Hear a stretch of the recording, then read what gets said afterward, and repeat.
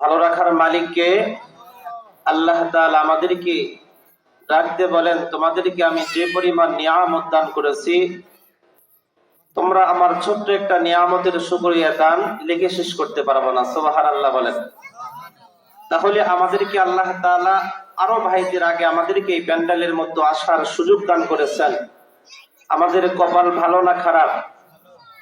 তাহলে একটা তাকবীর দান, লিল্লাহি তাকবীর, নারায়ে তাকবীর, নারায়ে তাকবীর। মুসলিম জাতি সাধারণ কোন জাতি না, কথা বলেন ঠিক কিনা? মুসলমান যদিও বা সংখ্যায় কম হবে, কিন্তু মুসলমানের ভিতর আল্লাহ তাআলা এমন একটা পাওয়ার দিয়েছেন, ঈমানের পাওয়ার। যখন কোন মুসলমান ঈমানের পাওয়ার নিয়ে আল্লাহু আকবারের ধ্বনি দিয়ে যখন সামনে অগ্রসর হয়, হাজারো কাফের নাস্তিক একজন মুসলমানকে দেখে ভয় পায়, কথা বলেন ঠিক কিনা? আজকে মুসলিম জাতি তার মুসলমানিত্ব ভুলে গেছে, মুসলমান তার ধর্মকে ছেড়ে দিয়েছে। মুসলমানদের অনুসরণ করতে হবে, আল্লাহ তাআলার হুকুম আদায় করতে হবে, বিশ্ব নবীজির সুন্নতের ইত্তেবা করতে হবে। যেদিন থেকে মুসলমানেরা আল্লাহ তাআলার হুকুম আদায় করা ছেড়ে দিয়েছে, যেদিন থেকে বিশ্ব নবীজির মহব্বত কলিজা থেকে বের করেছে, সেদিন থেকেই মুসলমানদের উপর নাস্তিককে, জালিমকে আল্লাহ তাআলা ঘাড়ের উপর বসা দিয়েছে, কথা বলেন ঠিক কিনা? খোদার নামের কসম করে বলি, আজ যদি মুসলমান তার হারানো ঐতিহ্য ফিরে নিয়ে আল্লাহু আকবারের ধ্বনি দিয়ে যদি সামনে অগ্রসর হতে পারে, বাংলার জমিনে যে কয়টায় নাস্তিক থাক না কেন, বাংলার জমিন ছাড়ার সুযোগ পাবে না, কথা বলেন ঠিক কিনা? এটা কোরআনের মাহফিল, চলবে, কথা বলেন ঠিক কিনা? এই কোরআন নাজিল করেছেন কে? যারা এই কোরআনের প্যান্ডেলে আসবে, কোরআনের আলোচনা শুনবে, কোরআনের পক্ষে থাকবে, এরা হলো আল্লাহর গোলাম। এরা কার গোলাম? আর যারা কোরআনের মাহফিলে আসবে না, কোরআনের আলোচনা শুনবে না, কোরআনের আলোচনাকে দেখে নাক ছিটকাবে, কোরআন ওয়ালাদেরকে দেখে জঙ্গিবাদী মৌলবাদী বলবে, কোরআন ওয়ালাদেরকে দেখলে ঘৃণা করবে, এরা আল্লাহর গোলাম না, এরা শয়তানের বন্ধু, কথা বলেন ঠিক কিনা? যারা আল্লাহর গোলাম হবে তারা এই মাহফিলের প্যান্ডেলের মধ্যে চলে আসবে, কথা বলেন ঠিক কিনা? তাহলে কোরআন নাজিল করেছেন কে? আল্লাহ তাআলা বলেন, قل لو كان البحر مدادا لكلمات ربي لنفد البحر قبل أن تنفد كلمات ربي ولو جئنا بمثله مددا। আল্লাহু আকবার বলেন।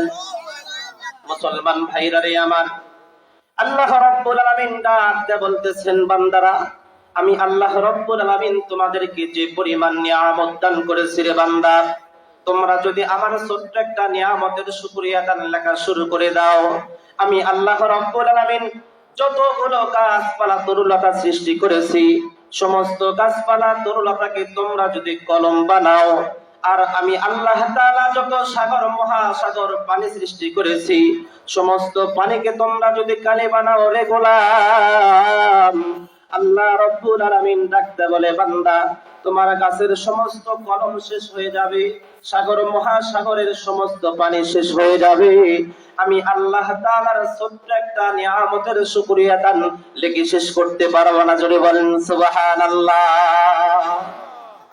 মুসলমান ভাইরা রে আমার, আল্লাহ রাব্বুল আলামিন কোরআন নাজিল করেছেন, বিশ্ব নবীজি জনাবে মুহাম্মদুর রাসূলুল্লাহ সাল্লাল্লাহু আলাইহি ওয়াসাল্লাম, সমস্ত কাফেররা বিশ্ব নবীজিকে আলামিন উপাধি দিয়েছিল, কথা বলেন ঠিক কিনা? তারা এই বিশ্ব নবীজিকে সার্টিফিকেট দিয়েছিল আলামিন। মুহাম্মদ সবচেয়ে সত্যবাদী, মুহাম্মদ সবচেয়ে বড় আমানতদার, নিজের ভাইয়ের কাছে আমানত রাখার বিশ্বাস পাইতো না, কিন্তু কাফেররা বিশ্ব নবীজির কাছে আমানত রেখে যাইতো। জোরে বলেন সুবহানাল্লাহ। বিশ্ব নবীজি জনাবে মুহাম্মদুর রাসূলুল্লাহ সাল্লাল্লাহু আলাইহি ওয়াসাল্লাম যখন নবুয়ত প্রাপ্ত হইলেন, আল্লাহ তাআলা যখন হুকুম করলেন, ইয়া আইয়ুহার রাসূল বাল্লিগ মা উনজিলা ইলাইকা মির রাব্বিক, ও পয়গম্বর, আমি আল্লাহ তাআলা আপনাকে ওয়াজাটা প্রেরণ করি নাই, বরং আমি আল্লাহ তাআলা আপনাকে বিশাল বড় একটা দায়িত্ব দিয়ে প্রেরণ করেছি। আমি আল্লাহ তাআলা যেটা নাজিল করব, আমার নাজিলকৃত পানি বান্দার দ্বারে দ্বারে আপনার পৌঁছে দেওয়া আপনার দায়িত্ব। কথা বলেন ঠিক কিনা? মুসলমান ভাইরা রে আমার, এই কোরআনের জন্য বিশ্ব নবীজি জনাবে মুহাম্মদুর রাসূলুল্লাহ সাল্লাল্লাহু আলাইহি ওয়াসাল্লাম তাইফের ময়দানে বিশ্ব নবীজির শরীর থেকে রক্ত ঝরছে কি ঝরে নাই? ও মুসলমান ইমানদার আল্লাহর গোলাম, উহুদের ময়দানে বিশ্ব নবীজির দান্দান মুবারক শহীদ করে দিয়েছে কিনা? বিশ্ব নবীজি সাল্লাল্লাহু আলাইহি ওয়াসাল্লাম মক্কার মানুষদেরকে যখন কোরআনের দাওয়াত দেওয়া শুরু করলেন, এক পর্যায়ে বিশ্ব নবীজি সাল্লাল্লাহু আলাইহি ওয়াসাল্লামকে তারা তো নবী হিসাবে গ্রহণ করলো না, বরং বিশ্ব নবীজিকে হত্যা করার ষড়যন্ত্র করেছে, করে নাই? বিশ্ব নবীজি ভ্রাক্রান্ত হৃদয় নিয়ে বড় আশা করে তায়েফের ময়দানে চলে গেলেন। বিশ্ব নবীজি চিন্তা করলেন, আমার দাদার বাড়ির মানুষেরা আমাকে রাসূল হিসাবে মানল না, আমি দাওয়াত দিতেছি, তারা আমার দাওয়াত গ্রহণ করতেছে না। বড় আশা করে চিন্তা করলেন, দেখি আমার নানার বাড়ির এলাকায় যাই, আমার নানার বাড়ির লোকজন হয়তো আমার দিন কবুল করবে, আমি মুহাম্মদুর রাসূলুল্লাহ সাল্লাল্লাহু আলাইহি ওয়াসাল্লামকে তারা নবী হিসাবে মেনে নেবে। মুসলমান ভাইরা রে আমার, বিশ্ব নবীজি বড় আশা নিয়ে তায়েফের ময়দানে চলে গেলেন।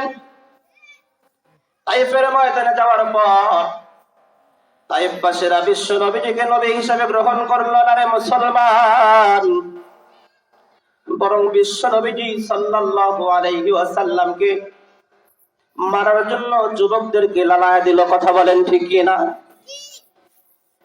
বিশ্ব নবীজি সাল্লাল্লাহু আলাইহি ওয়াসাল্লামের শরীরের উপর পাথরের আঘাত, যে নবী আল্লাহ তাআলা বলেন আমি হলাম রব্বুল আলামিন, যে রাসূলের ব্যাপারে আল্লাহ তাআলা বলেন মুসা আলাইহিস সালাতু ওয়াস সালামের নামের শেষে আল্লাহ বলেন কালিমুল্লাহ, হযরত মুসা আলাইহিস সালাতু ওয়াস সালামের নামের শেষে কি বলা হয়? কালিমুল্লাহ বলা হয়। হযরত ইব্রাহিম আলাইহিস সালাতু ওয়াস সালামের নামের শেষে বলা হয় খলিলুল্লাহ। ও মুসলমান ইমানদার, খলিলুল্লাহ আল্লাহর বন্ধু। ইব্রাহিম আলাইহিস সালাতু ওয়াস সালাম আল্লাহর বন্ধু এমনি এমনি হয় নাই। কিতাবের মধ্যে আসছে আল্লাহ তাআলার পয়গম্বর হযরত ইব্রাহিম আলাইহিস সালাতু ওয়াস সালাম কেমন আল্লাহর পাগল ছিলেন রে মুসলমান। ছোট্ট একটা ওয়াকিয়া বলে আমি আমার আলোচনার দিকে চলে যাব। ইব্রাহিম আলাইহিস সালাতু ওয়াস সালাম আল্লাহ তাআলাকে কেমন মহব্বত করতেন। ইব্রাহিম আলাইহিস সালাতু ওয়াস সালাম তিনার সিংহাসনের মধ্যে বসে আছেন, এমন সময় কে যেন আল্লাহ তাআলার গুণবাচক নাম ধরে ডাক মারা দিয়েছে। মুহূর্তের মধ্যে ইব্রাহিম আলাইহিস সালাতু ওয়াস সালাম পাগল হয়ে ঘর থেকে বের হয়ে চলে আসছে। জোরে বলেন সুবহানাল্লাহ। ইব্রাহিম আলাইহিস সালাতু ওয়াস সালাম এসে দেখে একজন অচেনা লোক, ডাক দিয়ে বলতেছে, রে যুবক, কোথায় তোমার বাড়ি, কোথায় তোমার ঘর, কি তোমার পরিচয়, একটু তুমি আমারে পরিচয় দাও। ইব্রাহিম আলাইহিস সালাতু ওয়াস সালাম বলেন, রে যুবক, তুমি যে আমার আল্লাহর গুণবাচক নাম ধরে ডাক দিয়েছো, সুবহানাল মুলকি ওয়াল মালাকুতি, সুবহানাল ইজ্জতি ওয়াল আজমাতি ওয়াল হাইবাতি ওয়াল কুদরতি ওয়াল কিবরিয়াই ওয়াল জাবারুত। ইব্রাহিম আলাইহিস সালাতু ওয়াস সালাম ডাকতে বলতেছে, রে পথিক, তোমার কাছে আমি কাকুতি মিনতি করে বলি, রে যুবক, একটা বার তুমি আমার আল্লাহর নাম শোনাও। জোরে বলেন আল্লাহু আকবার। যুবক ডাকতে বলতেছে, ইব্রাহিম খলিলুল্লাহ, ইব্রাহিম আলাইহিস সালাতু ওয়াস সালামকে ডাকতে বলতেছে, আল্লাহর পয়গম্বর, আমি আমার আল্লাহর নাম শোনাবো, এমনি এমনি শোনাবো না, বিনিময়ে আমাকে কিছু দিতে হবে। জোরে বলেন সুবহানাল্লাহ। ইব্রাহিম আলাইহিস সালাতু ওয়াস সালামকে ডাকতে বলতেছে, আমার আল্লাহর নাম একটাবার আমি শোনাবো, কিন্তু আপনার যে সম্পদ আছে এর অর্ধেক আমার নামে দিতে হবে। জোরে বলেন আল্লাহু আকবার। মুসলমান ভাইরা রে আমার, ইব্রাহিম আলাইহিস সালাতু ওয়াস সালাম ডাক দিয়ে বলতেছে, রে আল্লাহর গোলাম, আমি আমার সম্পদের অর্ধেক তোমাকে আমি দিয়ে দিলাম, তুমি আমার আল্লাহর নামটা শোনাও।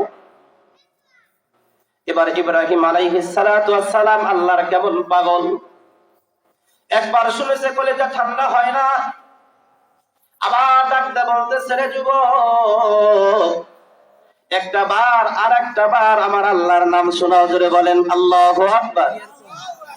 মুসলমান ভাইরা রে আমার, আল্লাহর বান্দা ডাক দিয়ে বলে, পয়গম্বর, আমি আল্লাহ তাআলার নাম শোনাবো, কিন্তু শর্ত হলো আপনার বাকি যে সম্পদ আছে বাকি সম্পদটুকু আমার নামে দিতে হবে। জোরে বলেন সুবহানাল্লাহ।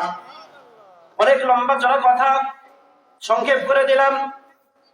এবার ইব্রাহিম আলাইহিস সালাতু ওয়াস সালাম ডাক দিয়ে বলতেছে, রে যুবক, আমার বাকি সম্পদ আমি তোমারে দিয়ে দিলাম, তুমি একটা বার আমার আল্লাহর নাম শোনাও।